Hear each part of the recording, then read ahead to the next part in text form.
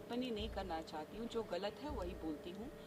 और अगर किसी तरह का टिप्पणी किया जाएगा कि मेरे छोड़ने को लेकर के केंद्रीय सरना समिति से, तो मैं जानती हूँ कि एक एक का पुर्जा पुर्जा मैं निकाल सकती हूँ और साक्षात प्रमाण के साथ। तो मैं किसी के साथ उलझना नहीं चाहती। मैं चाहती हूँ कि हमारे समाज के लिए जिस तरीके से, जिस उग्र और जिस उलगुलान के साथ मैं आई हूँ, उसी के साथ मैं आगे भी। जो सबसे करप्ट अधिकारी बैठे हुए हैं उनसे कहिए, यहाँ सरकार और अधिकारी मिली भगत से चल रहा है कि कांग्रेस जो है विदेशी एजेंडों से चलने वाला ये पार्टी है। ये कभी आदिवासियों का हित ऐसी नहीं चाहती है। विदेशी एजेंडों को सक्सेस करने के लिए हमारे आदिवासियों का धर्मांतरण प्रखरता से उन्होंने किया। ये सारी चीजों को समझे और 20 साल की काली रात को जब पढ़ी तो मेरे पैरों तले जमीन खिसक गया कि मैं किस पार्टी में पैसे खर्च कर दी। आरक्षण समाप्त होगा तो आदिवासियों का अस्तित्व तो ऑटोमेटिक खत्म हो जाएगा। कोई हिंदू बन गया, कोई मुसलमान बन गया, कोई सिख बन गया, कोई ईसाई बन गया। लड़का जो है क्रांति कर रहा है, उलगुलान कर रहा है, झारखंड में कुछ तो आंधी लेके आएगा। तो ऐसा विश्वास के साथ गई तो वहाँ पे देख रही हूँ कि मैंने नगड़ी प्रकरण में मुझ पे केस हुआ। उससे पहले मेरा निजी जीवन का 2 केस हुआ था। मुझे फंसाने की कोशिश की गई थी आर्म्स एक्ट में, और मुझे फंसाने की कोशिश की गई थी गिरोह चलाने का। जेल कैंप के दौरान मुझ पे 2 केसेस हुए। उस समय मुझे नहीं निकाला गया। झंडा प्रकरण में ईसाइयों ने मेरा पुतला दहन किया तो जेल कैंप नेत्री का सपोर्ट इन्होंने किया। दीदी कहते थे कि हिंदू समाज को मानते हैं, रीति रिवाज को मानते हैं। हमारा जो प्रकृति से जुड़ाव तो हिंदू समाज का है, लेकिन हिंदू जो है, ऐसा कहा जाए तो सभी को मना दो, फिर आदिवासी, हिंदू को, मुसलमान को, सिख को, ईसाई को। तो यही बात तो दुर्भाग्य था कि मैंने कहा कि आदिवासी बना नहीं जाता है, आदिवासी पैदा होना पड़ता है। आप देखे होंगे कि अभी ये लोगों ने प्रभात तारा मैदान में बहुत बड़ा सम्मेलन करने की कोशिश की, लेकिन इनका एक लोगों का मनसा सिर्फ और सिर्फ रहा कि महिलाओं का देखिएगा स्टेटमेंट कि नौकरी चाहिए, हमारे बच्चों को आरक्षण चाहिए। जो मेरा व्यवहार है, मेरा उग्र रूप है, गाली गलौज देना, तो जेल कैंप पार्टी के सुप्रीमो और मुझे लगता है कि पूजा महतो हो गई हो, चाहे बेबी महतो हो गई है, तो ये सारे लोग कौन सा दूध के धुले हुए, सारे तो गालीबाज हैं। तो वही मैं भी कहना चाहती हूँ। 1932 का खतियान की बात करने वाले जयराम महतो जी, PhD होल्डर, आप 1932 का खतियान उठा के देख लीजिए, आप कहाँ पे अपने आप को पाते हैं वो अपने आप पता चल जाए। मुझे नहीं लगता है, क्योंकि 50,000 और 1 लाख ये लोग का भीड़ लगता है कि हम लोग बहुत हैं, तो हम कह देना चाहते हैं। आज तो मैं कह ही देना चाहती हूँ कि अगर आदिवासी समुदाय निकल गया और मुतिये दिया ना तो सब बह जाओगे। दूंगी तो वजह यही रही है कि वजह मेरे मुंडन से पहले ही मैं बोलना नहीं चाहती थी। मेरा समाज मुझ पे बहुत विश्वास करता है, भरोसा करता है कि औकात नहीं रहे कि सच्चाई स्वीकार कर दे। जिस तरीके से पाप स्वीकार करने ये लोग गिरजाघर में जाते हैं, फादर और ब्रदर के सामने पाप स्वीकार करते हैं, वैसे स्वीकार उनको हृदय से कर लेना चाहिए कि हम अब प्रकृति पूजक नहीं रहे, अब हम गिरजाघर के पूजक हो गए। खूंटी में कोई फादर हॉफमैन है, उसको बना दिया है लोग कि भाई छोटा नागपुर टेंडेंसी एक्ट उन्होंने लागू किया है। जोहार। आदिवासियों की एकता और आदिवासियों का बल, अगर इसकी बात करें तो निशा भगत जी का नाम सर्वप्रथम आज के समय में हम लोग ले सकते हैं। जिस तरीके से उन्होंने आदिवासियों के हक के लिए लड़ा और जिस तरीके से उन्होंने हर कदम पर उनका साथ दिया और हर कदम पे जा करके उनके साथ खड़े रह करके उनके लिए, हक के लिए वो आवाज़ उठाई। आज उसी मुद्दों को लेकर के और जिस तरीके की बातें चल रही हैं, इन सारी मुद्दों को लेकर के हम लोग पहुंचे हैं और उनसे बातचीत करने आए हैं उन्हीं के क्षेत्र में। और ये भी काफ़ी सारी प्रशंसाओं के बीच में एक प्रश्न भी है कि जो मुद्दा अभी है, जो चीज़ें अभी हुई है, उसके बीच जो चर्चाएं हो रही है, उसके ऊपर हम लोग आज बात करने आए हैं। तो निशा जी, जिस तरीके से आपने शुरुआत की उसके बारे में थोड़ा सा आप लोगों को बताइए कि आपने, बहुत लोगों को नहीं पता है, जो लोग जानते नहीं। सबसे पहले तो आपके चैनल के माध्यम से जितने भी श्रोतागण हैं, दर्शक हैं, उनको मेरी तरफ से जोहार, नमस्कार, जय धर्मेश, जय चलाल। चूँकि हम सभी जानते हैं कि भारत की आज़ादी के बाद भी आज भी हम बुनियादी सुविधाओं से जूझ रहे हैं। हमारे पास में भारत के संविधान के तहत इतने अधिकार और हमारे पास में कानूनी अधिकार के साथ साथ में इस भारत देश के मूल मालिक होने का प्रमाण भी है, और हम इस देश के मूल मालिक होने के बावजूद आज हम अंतिम पायदान में खड़े हैं। चाहे वो शिक्षा का स्तर की बात कीजिए, चाहे स्वास्थ्य की बात कीजिए, चाहे यहाँ के रास्ते की बात कीजिए, चाहे आप स्वच्छ जल की बात कीजिए, जो जीवन का सबसे अहम कहा जाता है कि अगर पानी नहीं मिलेगा शरीर में तो शायद हम इस दुनिया में नहीं सरवाइव कर पाएंगे। वो हमें आज भी नसीब नहीं है अच्छे पानी पीने के लिए। आप किस झारखंड राज्य की बात कर रहे हैं? 25 साल हो गए झारखंड राज्य को, और जनता के लिए, जनता के हित में चुने गए जितने भी नेतागण है, चाहे वो जनप्रतिनिधि या आप पंचायत स्तर की बात कीजिए, चाहे यहाँ इस राज्य के विधायकों की बात कीजिए, मुख्यमंत्रियों की बात कीजिए, मंत्रियों की बात कीजिए, इस झारखंड राज्य में सबसे ज़्यादा करप्शन मिला है। इस पूरे भारतवर्ष में इतना मिनरल्स नहीं होगा जितना हमारे झारखंड राज्य में है। 40% मिनरल्स होने के बावजूद आज हमारे पास सुविधाएं नहीं हैं। बड़ी बड़ी कंपनियां हैं यहाँ पर, उसके बावजूद हमें सुविधाएं नहीं हैं। हमारे झारखंड राज्य के माननीय मुख्यमंत्री जबकि आदिवासी हैं, उसके बावजूद हमें बुनियादी सुविधा नहीं मिल रही है। इसीलिए मेरा ये रूप आपको देखने को मिलता है। मैं भगवान बिरसा मुंडा जी की आदर्शों पे चलने वाली हूँ। आज तो हमारे पास सोशल मीडिया है, मोबाइल्स है, हमारे पास कई ऐसे जनसंपर्क साधने के लिए कई ऐसी सुविधाएं हैं जो करके आज के समय में हमारे जीवन को बहुत ईजी बनाता है। लेकिन उस समय जब भगवान बिरसा मुंडा जी हमारे भारत देश के लिए और झारखंड के नहीं पूरे देश के आदिवासियों के हित के लिए, जल जंगल ज़मीन के लिए जो उन्होंने महज 25 वर्षों में अपने जीवन का जो कुर्बानी दिया है उन्होंने, उनके विचारों पे चलने वाली ये निशा भगत आगे भी उड़गुलान जारी रखी। और सबसे बड़ी बात है कि अगर मेरी जर्नी की बात की जाए तो मैं गुमला की रहने वाली हूँ। मेरे पिताजी श्री हांदू भगत जी झारखंड आंदोलनकारी हैं। बचपन से ही मैंने संघर्षों को देखा है। बहुत ऐसी चीज़ें हमारी लाइफ में आई हैं जो कि वाकई समाज में झकझोरने वाला प्रकरण दिखाई दिया है मुझे, जो मेरे पिताजी से मुझे सीखने को भी मिला कि अपने जल जंगल ज़मीन, अपने हक, अपने अधिकारों के लिए आपको कैसे लड़ना होगा। हमारा एक कॉलेज भी हुआ करता था, वीर बुधू कॉलेज गुमला में। मेरे पिताजी वो संचालन करते थे, लेकिन झारखंड के आंदोलन में लगातार जेल का प्रकरण इतना हावी हुआ कि शायद हमारी जीवन की बुनियाद भी हिली हुई थी। हमारे लिए बहुत ही कष्ट का दौर चल रहा था।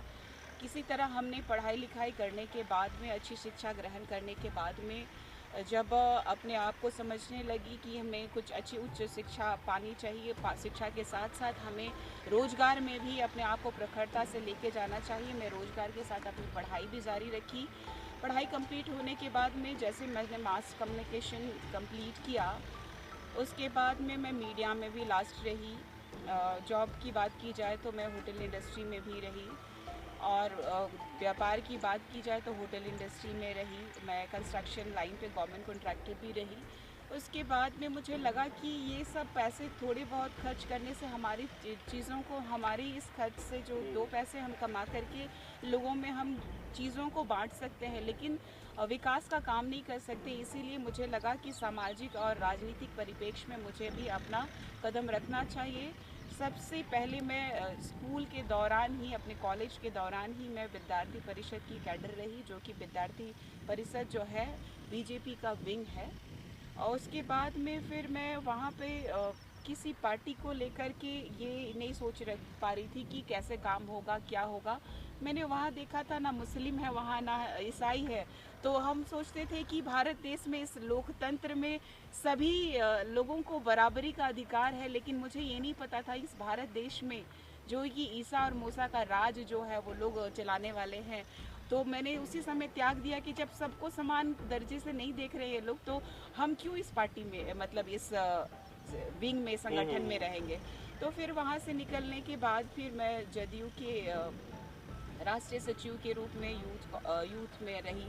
उसके बाद वहाँ से फिर मुझे लगा कि जब बाहरी भीतरी भी देखा था, मेरे पिताजी के समय में भी बाहरी भीतरी देखा था, और आज जो कि झारखंड में जितनी भी खनिज संपदाओं का क्षेत्र है, देख लीजिए, चाहे वो धनबाद हो, चाहे वो बोकारो हो, चाहे वो जमशेदपुर हो, आप देखिएगा बाहरियों का, चाहे रांची देख लीजिए आप, बाहरियों का तांडव यहाँ पे जो है कि बहुत ही प्रचंड सीमा पे है। तो मुझे लगा कि उस समय में मैं यहाँ पे बाहरियों की पार्टी में रह कर के मैं यहाँ पे अपनों के लिए काम नहीं कर सकती हूँ, और वहाँ पर कोई लग नहीं रहा था कि फ्यूचर दिखेगा कि हमारे लोगों का, झारखंड को मैं सुधार नहीं पाऊंगी। जबकि आप आदिवासियों के हक के लिए इस फील्ड पे आए थे, इस राजनीति में कदम रखा जी था आपने। जी जी जी। लेकिन मुझे ये भी जानना था, क्योंकि हम वो उस जंगल से निकले हुए आदिवासी हैं जहाँ शिक्षा ग्रहण करने के बाद में कुछ ऐसी लोगों के साथ में जो अच्छे लोग हैं, जो कि समाज के प्रति अपने लिए और अपने लोगों के प्रति जो है कि सजगता के साथ में, प्रखरता के साथ में खड़े रहे हैं झारखंड के परिप्रेक्ष्य में, तो मैं उनके साथ संपर्क में रही और मुझे लगा ऐसा कि इससे भी नहीं कुछ होगा।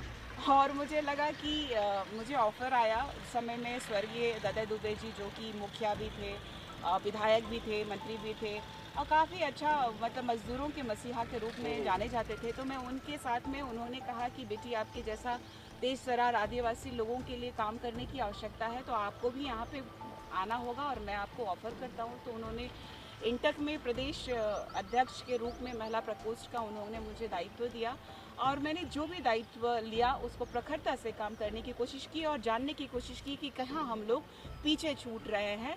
फिर हमने कोशिश किया कि मेन कांग्रेस में जाने का, लेकिन मेन कांग्रेस में ऐसा है जैसे कि सब लोग जो है देख लीजिएगा कि अगर बाप है तो बेटा है, बेटा है अच्छा। तो बेटी है, सब लोग, हम लोग कहाँ जाएंगे।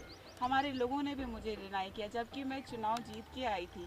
पूरे झारखंड ही नहीं, पूरे इंडिया में कोई खोज के निकाल दे जो कि यूथ कांग्रेस का जो एक वोट 50 रुपये का था, उस वोट को मैं क्रैक करके उसको कोशिश की कि हमारे आदिवासियों की अस्मिता की बात है, पैसे की बात है। तो मैंने अपना सारा जो मैंने इंश्योरेंस किया था, जो मैंने सेविंग्स की थी, सारी चीज़ों को मैंने उसमें झोंका।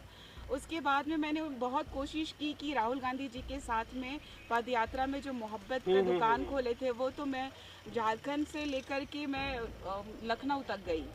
तो लखनऊ तक गई और मैं बहुत कोशिश की कि हमारे लोगों के परिप्रेक्ष्य में मैं बात कर सकूं, और उससे पहले भी कई नेशनल कार्यक्रम्स में मुझे बुलाया गया, क्योंकि वो जानते थे कि हमारे झारखंड के प्रति बेबाकी से बोलने वाली लड़की, जो कि अपनी समस्याओं को समझ सकती हैं और बता सकती हैं कि हम लोग क्या ठीक कर सकते हैं। लेकिन हम जहाँ बता रहे थे वहाँ हम गलत जगह बता रहे थे, क्योंकि झारखंड ही नहीं पूरे देश में आज़ादी के बाद सबसे ज़्यादा शासन करने वाला ये कांग्रेस ही पार्टी था।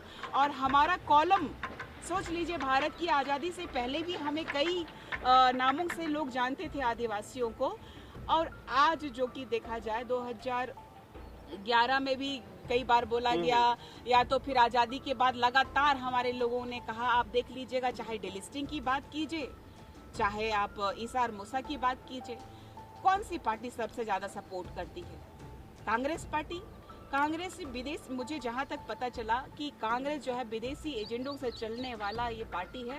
ये कभी आदिवासियों का हित ऐसी नहीं चाहती है। विदेशी एजेंडों को सक्सेस करने के लिए हमारे आदिवासियों का धर्मांतरण प्रखरता से उन्होंने किया, ना ही धर्मांतरण बिल लागू किया। आर्टिकल 25 में अगर धर्म को मानने की आज़ादी है, तो धर्म को संरक्षित करने की भी आज़ादी हम लोगों को दी गई है संविधान में। उसके बावजूद हम कहाँ पीछे हट रहे हैं, कहाँ पीछे जा रहे हैं। पंकराज बाबा कार्तिक उरांव जी का सपना था, आज नहीं, सोच लीजिए 1968 के आसपास में ये केंद्रीय सरना समिति का उन्होंने गठन किया था। उस समय ही उन्होंने जब संसद भवन में जब सांसद के तौर पे वो गए थे, तो डिलिस्टिंग का मांग किए थे। मैं सारी चीज़ों को समझी और 20 साल की काली रात को जब पढ़ी, तो मेरे पैरों तले ज़मीन खिसक गया कि मैं किस पार्टी में पैसे खर्च कर दी। अपना एक एक रुपया कमाया हुआ पूंजी कहाँ मैंने झोंक दिया। हमारे लिए आज के समय में बहुत इम्पोर्टेंट है पैसा। क्यों? क्योंकि हमें अपना घर भी चलाना है, समाज में काम भी करना है, और अपनी चीज़ों को व्यवस्थित भी करना है। तो देख लीजिए कि कांग्रेस ने हमें कहाँ छला है।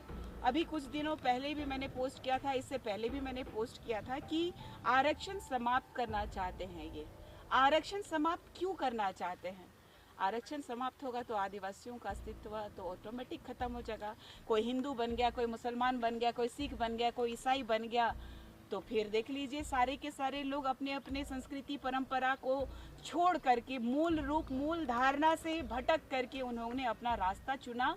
और वो अपना डेवलपमेंट के लिए चुना, ये शुभकामनाएं है। लेकिन जो आदिवासियों का आरक्षण, आदिवासियों को जो हर बुनियादी सुविधाओं से पिछड़े हुए हैं, ये सुविधा देने के लिए हमें आरक्षण मिला था, वो भी हमसे छिन गया है। तो मैंने कांग्रेस को छोड़ा। उसके बाद में फिर देखा मैंने कि एक लड़का जो है क्रांति कर रहा है, उलगुलान कर रहा है, झारखंड में कुछ तो आंधी लेके आएगा। तो ऐसा विश्वास के साथ गई, तो वहाँ पे देख रही हूँ कि मैंने नगड़ी प्रकरण में मुझ पे केस हुआ। उससे पहले मेरा निजी जीवन का 2 केस हुआ था। मुझे फंसाने की कोशिश की गई थी आर्म्स एक्ट में, और मुझे फंसाने की कोशिश की गई थी गिरोह चलाने का। तो उसमें विफल रहा प्रशासन, और उस समय में मुझे जेल के नहीं निकाला। मैं नगड़ी प्रकरण में 2 केस खाई, जो इरफान अंसारी साहब को मैंने जेल कैंप के दौरान मुझ पे 2 केसेस हुए। उस समय मुझे नहीं निकाला गया। झंडा प्रकरण में ईसाइयों ने मेरा पुतला दहन किया, तो जेल कैंप नेत्री का सपोर्ट इन्होंने किया, दीदी कहते थे ये लोग। लेकिन इन लोगों की मनसा जो है कि बहुत ही घातक, अपने ही लोग इतने घातक थे कि मैंने जैसे कहा कि कुर्मी समुदाय जो है, आदिवासी का जो सूची में शामिल होना चाहते हैं, वो कभी नहीं शामिल हो सकते हैं। वो खुद को अपने पूर्वजों को बताया उन्होंने, पूर्वजों के बारे जो बताया उन्होंने कि हमारे पूर्वज लव कुश के वंशज है, और हम जो है कि हिंदू समाज को मानते हैं, रीति रिवाज को मानते हैं। हमारा जो प्रकृति से जुड़ाव तो हिंदू समाज का है, लेकिन हिंदू जो है, ऐसा कहा जाए तो सभी को मना दो, फिर आदिवासी, हिंदू को, मुसलमान को, सिख को, ईसाई को। तो यही बात तो दुर्भाग्य था कि मैंने कहा कि आदिवासी बना नहीं जाता है, आदिवासी पैदा होना पड़ता है। सभी लोग निकल के आए हैं आदिवासी से, लेकिन जो लोग शिक्षा के स्तर पे बढ़ गए, जो फाइनेंशियली स्तर पे बढ़ गए, अपना समाज में वो उच्च स्तर पा लिए। अगर देखिए कि इस झारखंड राज्य में आज भी आज़ादी के 75 साल 76 साल के बाद भी अगर ये अंधविश्वास फैलाया जाता है कि आप ऊंची जाति का है, हम नीची जाति का है। मैं तो लोग कहते हैं कि हम ऊंची जाति का है और हम आदिवासी नीची जाति का है। और ये प्रकरण में भी आप देखिए कि किस तरीके से हमारे लोगों को गाली गलौज कर रहे हैं। इनका ये लोग कहते हैं कि हमने शुरू किया, फिर उनको आदिवासी क्यों बनना है? जब यही तो दुर्भाग्य की बात है। इस संविधान के तहत इनका सारा प्रकरण देख लीजिए। लुकुर कमेटी जो डिसाइड करती है, ना ईसाई हमारे लुकुर कमेटी में फिट खाते हैं, ना मुसलमान खाते हैं, ना हिंदू खाते हैं, ना सिख खाते हैं, ना ईसाई खाते हैं। तो फिर आप देखिए महतो भी नहीं खाते। ये लोग बहुत समृद्ध लोग हैं, ये हमें छोटी जाति का कहते हैं। उसके बावजूद ये आकर के सिर्फ और सिर्फ राजनीति और सत्ता के लालच में ये लोग अपना यहाँ पे रोटी सेकना चाहते हैं। आप देखे होंगे कि अभी ये लोगों ने प्रभात तारा मैदान में बहुत बड़ा सम्मेलन करने की कोशिश की, लेकिन इनका एक एक लोगों का मनसा सिर्फ और सिर्फ रहा कि महिलाओं का देखिएगा स्टेटमेंट कि नौकरी चाहिए, हमारे बच्चों को आरक्षण चाहिए। तो आरक्षण और नौकरी का लाभ लेकर के ये लोग सिर्फ और सिर्फ अपना उन्नति और विकास और चाहते हैं, और कुछ नहीं। झारखंड का सीएम बन करके इस पूरे सिस्टम को, आदिवासियों को खत्म कर देना चाहते हैं। जैसे कि बहुत लोग आदिवासी अगर बनना भी चाहते हैं, तो आदिवासी बनने के लिए जिस तरीके की बात होती है कि आप अपना धर्म छोड़ करके दूसरे धर्म को अपना रहे हैं। बिल्कुल। लेकिन यहाँ पे एक चीज ये देखा जाए तो जिस तरीके से महिलाओं ने कहा कि मुझे लाभ चाहिए, लाभ के लिए मुझे आदिवासी बनना है। तो सबसे बड़ी बात है, इस संविधान के तहत आपको ओबीसी कैटेगरी में रखा गया है। ओबीसी कैटेगरी में रखा गया है तो वो भी BC 1 में रखा हुआ है। आपको आरक्षण का डिमांड करना चाहिए कि हमारे आरक्षण बढ़ाइए, हमारी सुविधाएं दुरुस्त कीजिए। आपको सभी लोगों को लेके चलना चाहिए था। उसी समय जेल कैंप पार्टी ने मुझे निकाल दिया। जेल कैंप पार्टी ने निकाल दिया कि मेरी जो मेरा व्यवहार है, मेरा उग्र रूप है, गाली गलौज देना। तो जेल कैंप पार्टी के सुप्रीमो और मुझे लगता है कि पूजा महतो हो गई हो, चाहे बेबी महतो हो गई है, तो ये सारे लोग कौन सा दूध के धुले हुए, सारे तो गालीबाज हैं। और ये लोग को देख लीजिए कि ये अपने आप को सर्वा मानते हैं। PhD होल्डर लोग अपने आप को सोचते हैं कि हमसे ज़्यादा शिक्षित कोई नहीं है। तो इनको शिक्षा वाकई चाहिए और पढ़ने की आवश्यकता है, सिस्टम को जानने की आवश्यकता है। आप देख लीजिए ना, यही बूटी मोड़ की बात कीजिए, जो महतो समुदाय की प्रखरता से लीडरशिप करने वाले राम नहर चौधरी जी, उन्होंने भी कहा आजकल का आया हुआ लड़का लोग आजकल कुछ बोल दे रहा है। तो वही मैं भी कहना चाहती हूँ, 1932 का खतियान की बात करने वाले जयराम महतो जी, PhD होल्डर, आप 1932 का खतियान उठा के देख लीजिए, आप कहाँ पे अपने आप को पाते हैं वो अपने आप पता चल जाएगा। तो ये सब हमारे झारखंड में सिर्फ अराजकता को फैलाने का, देख लीजिए नेपाल बनाने का, हम लोगों को डिस्टर्ब करने का। हमने किसी को डिस्टर्ब नहीं किया आज तक। जो जितना कन्वर्जन हुआ इस भारत देश में, संविधान को हमने प्यार किया, संविधान को माना। इस 5th शेड्यूल के तहत आने वाला झारखंड राज्य में नगर पालिका जैसे चुनाव हो रहे हैं, मुखिया जैसे चुनाव हो रहे हैं, पंचायती राज जैसे। लेकिन आज हमारे पेशा को कमजोर किया जा रहा है, रूढ़िवादी परंपरा को कमजोर किया जा रहा है। इसका जिम्मेदार कौन है? कौन है इसका जिम्मेदार? यहाँ के नेता है, यहाँ के मंत्री है, यहाँ का सिस्टम है, यहाँ का संविधान है। कहीं ना कहीं नहीं लगता है कि जो कुड़मी जाति के लोग हैं उनको आदिवासी का हक मिल ही जाएगा इस आंदोलन के बाद? मुझे नहीं लगता है, क्योंकि 50,000 और 1 लाख ये लोग का भीड़ लगता है कि हम लोग बहुत हैं तो हम कह देना चाहते हैं। आज तो मैं कह ही देना चाहती हूँ कि अगर आदिवासी समुदाय निकल गया और मुतिये दिया ना तो सब बह जाओगे।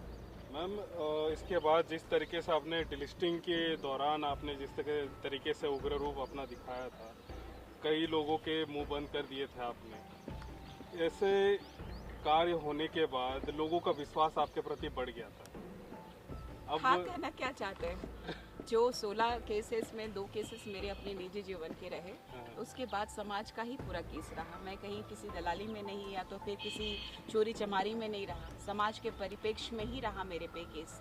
और आज भी मैं किसी भी समुदाय के लिए खड़ी रही, चाहे वो कोरोना काल में हमारे आदिवासी समुदाय यहाँ भूख से नहीं मर रहे थे। हमारे आदिवासी समुदाय, जंगल में रहने वाले सारे लोग जो है समृद्ध लोग थे। यहाँ पर रांची में हो चाहे पूरे झारखंड में जब सेवा कर रही थी, तो किसी मंत्री का भी पास नहीं होगा जो कि निशा भगत का पूरे झारखंड में पास था। गुमला ऑफिस से पता कर लीजिएगा, समाहरणालय से, और पता कर लीजिएगा जिस समय जमाती कहते थे, जमात कह करके जिस समय हिंदपीढ़ी में लोग नहीं घुसते थे, सिलेंडर से लेकर के, चावल से लेकर, राशन से लेकर के, पिछला जब समय ईद का समय था उस समय मैंने वहाँ पे सेवाइयाँ और वो बंटवाया था, दूध का पैकेट और पूरी सामग्रियाँ बंटवाई थी। तो मानवता हम में है, आदिवासियों में मानवता है। हमें देखे होंगे कि कभी गिरजाघर, कभी गुरुद्वारा, तो कभी क्या बोलते हैं उसको, मंदिर जाते हुए देखते हैं। हम लोग सबका सम्मान करते हैं, लेकिन हमारा भी तो कोई सम्मान करो। इस पृथ्वी पर हो तो प्रकृति का सम्मान करना सीखना चाहिए मानव जात को। यहाँ पे बात सिर्फ आदिवासी हक की हो रही है जी, जिसके लिए आप हमेशा खड़े रहेंगे। सम्मान आप सबका करते हैं, हर हमेशा करते आए हैं, और जिस तरीके से इस रणभूमि में आप उतरे थे वो हक के लिए आए। अब जब आप हक के लिए लड़ रहे थे तो काफ़ी लोग विश्वास उनका आप पे बना हुआ है, तो इस विश्वास को अब जब आप इस्तीफा दे दिए हैं तो कई लोग के अंदर सवाल है इस चीज़ के बारे में। देखिए, मेरा संघर्ष तो वो हम ही जानते हैं और किसी के बारे में मैं टिप्पणी नहीं करना चाहती हूँ। जो गलत है वही बोलती हूँ। और अगर किसी तरह का टिप्पणी किया जाएगा कि मेरे छोड़ने को लेकर के केंद्रीय सरना समिति से, तो मैं जानती हूँ कि एक का पुर्जा मैं निकाल सकती हूँ और साक्षात प्रमाण के साथ। तो मैं किसी के साथ उलझना नहीं चाहती। मैं चाहती हूँ कि हमारे समाज के लिए जिस तरीके से, जिस उग्र और जिस उलगुलान के साथ मैं आई हूँ, उसी के साथ मैं आगे भी बढ़ूंगी। और मुझे पूर्ण विश्वास है कि जो मुझे नहीं जानते थे वो भी जानेंगे कि कोई आर्टी और पार्टी से हमारा अस्तित्व नहीं है। हमारा अस्तित्व इस धरती से है, इस जंगल से है, इस वायु से है, अग्नि से है, इस सिंगा बोंगा से है, आप देखिए सूर्य देवता से है। तो सबसे बड़ी बात है कि हम लोग नेचर पे जीने वाले लोग हैं। हमें याद रखना चाहिए, चाहे भगवान बिरसा मुंडा जी हो, चाहे तिलका मांझी जी हो, चाहे वीर बुद्धू भगत जी हो, चाहे रुनिया टुनिया जी हो, बिना संसाधन के भी, बिना पार्टी का भी लोग लड़ते थे। आज तो हमारे पास ये माहौल आ गया है कि संविधान के तहत रहते हुए इतने रिसोर्सेस वालों के साथ हमें लड़ना है।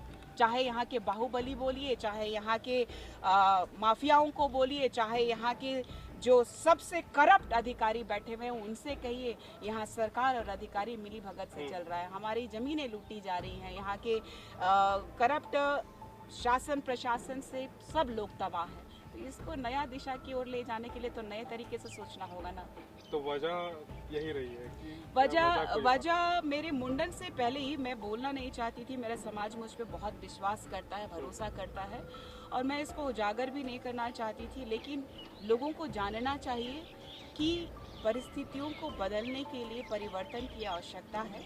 और मुझे लगता है कि मेरा समय आया है। अब प्रकृति पर्व जो है शुरू जो कर की इस हमारे झारखंड में महापर्व के रूप में बोलिए या तो फिर सरहुल के रूप में जो मनाते हैं हम त्यौहार, नए नए पत्ते खिलते हैं, एक पूरे पृथ्वी पर नया सृजन होता है और हम नववर्ष के रूप में जो मनाते हैं, धरती और सूर्य का जो विवाह के रूप में हम मानते हैं, हमारे भगवान हैं और हमारे वो आस्था पार करने के बाद नया जीवन के साथ हमारे लोगों के साथ नए उलगुलान के साथ उसी जोश से नहीं और डबल जोश से आऊँगी और अगली बार ये कुर्मी हो, चाहे ईसा मूसा लोग जो हम लोग नुकसान पहुंचा रहे हो, चाहे बीजेपी हो, चाहे कांग्रेस हो, चाहे जेएमएम हो, चाहे जेलकेम हो, चाहे आजसू हो, चाहे फल्ला चिल्ला कोई भी पार्टी हो, जो करप्ट है उनको डरने की आवश्यकता है, क्योंकि इस बार या तो जेल होगा या तो फिर भ्रष्टाचार को मुक्त करने का मैंने ठान लिया।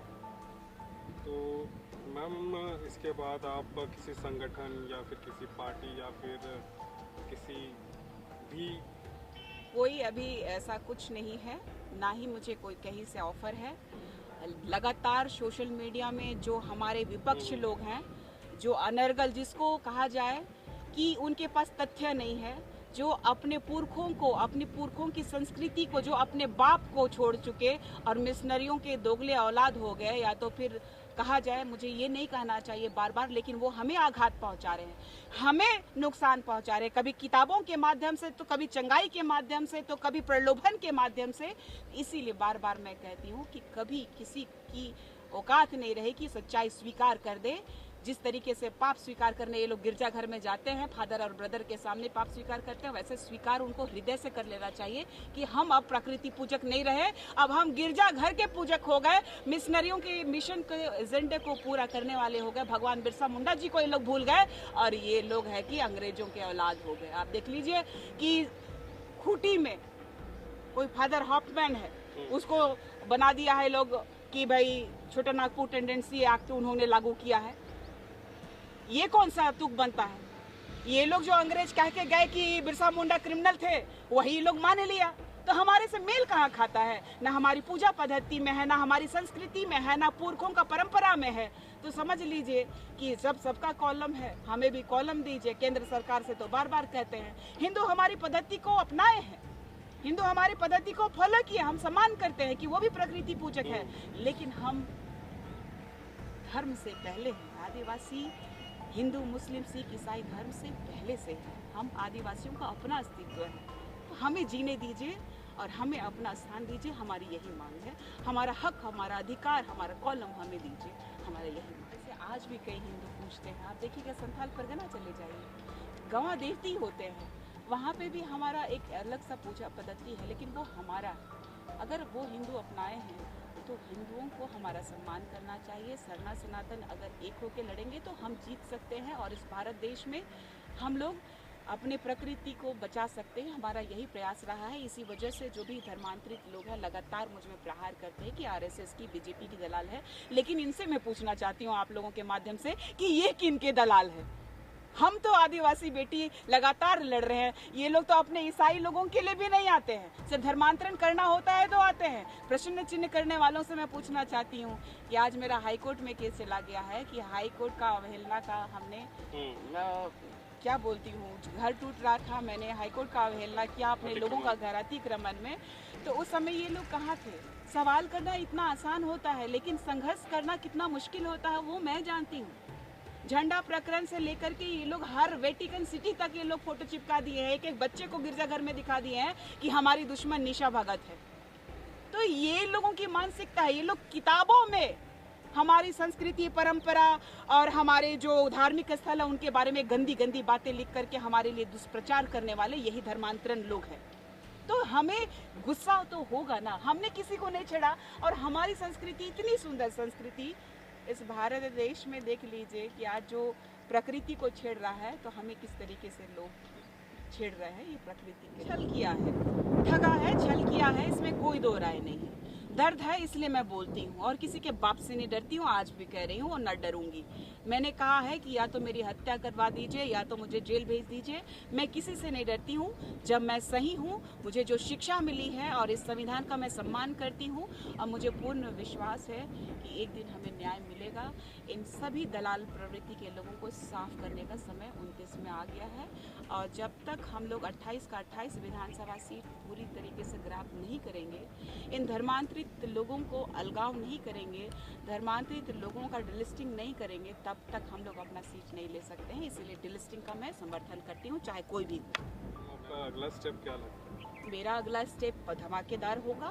दिल थाम के रखिए, कुर्मियों का तो ऐसे भी दिल बुकुर बुकुर कर रहा है, और जितना धर्मांतरित मिशनरी है कि कुछ नहीं उखाड़ पाएगी, तो एक बात याद रखिएगा, जब तक डिलिस्टिंग कंप्लीटली नहीं करवा लेती हूँ सेंट्रल से, तब तक अपना बाल नहीं बढ़ाऊंगी। मैंने कहा है और ये प्रण है। मैं भी आप लोगों की तरह कट्टर, जिस तरीके से आप विदेशियों के एजेंडे पे कट्टरता से चल रहे हैं, उसी तरीके से मैं भगवान बिरसा मुंडा जी के आदर्शों पे कट्टरता से चल रही हूँ, और कोई माइकलाल हमको नहीं हिला सकता। 2029 की क्या आपकी? बिल्कुल 2029 में सब लोगों को हाशिए पे लेके जाने का काम ये आदिवासी समुदाय करेगा। आज तक 25 साल हो गए, आदिवासी ने कभी निर्णय नहीं लिया था कि हमारा एक छत्र राज चलेगा, आदिवासी और मूलवासी मिल करके यहाँ की चीज़ों को ठीक करेंगे। तो वो समय आ गया है अब, और उलगुलान करने का बेहतरीन। अभी हमें सरुल मनाने दीजिए, वहाँ पर मनाने दीजिए। आदिवासियों का सबसे बड़ा वाला त्यौहार होता है। हम झूमते हैं, हम नाचते हैं, हमारे पुरखों को याद करते हैं, हम अपने देवी देवताओं को याद करते हैं। सरहुल की शुभकामनाएं लोगों को। जी, आपको भी बहुत सारी शुभकामनाएं। और हमारे जितने भी आदिवासी समुदाय के देश में विदेश में कहीं भी बैठे हों, उनको मैं कहूँगी, प्रकृति को नमन कीजिए, प्रकृति को याद कीजिए, प्रकृति की जय कीजिए, जय जोहार बोलिए, इस धरती को नमन कीजिए। और सरहुल की आप सभी को ढेर सारी शुभकामनाएं, बधाई, जोहार, नमस्कार, जय धर्मेश, जय जालाए।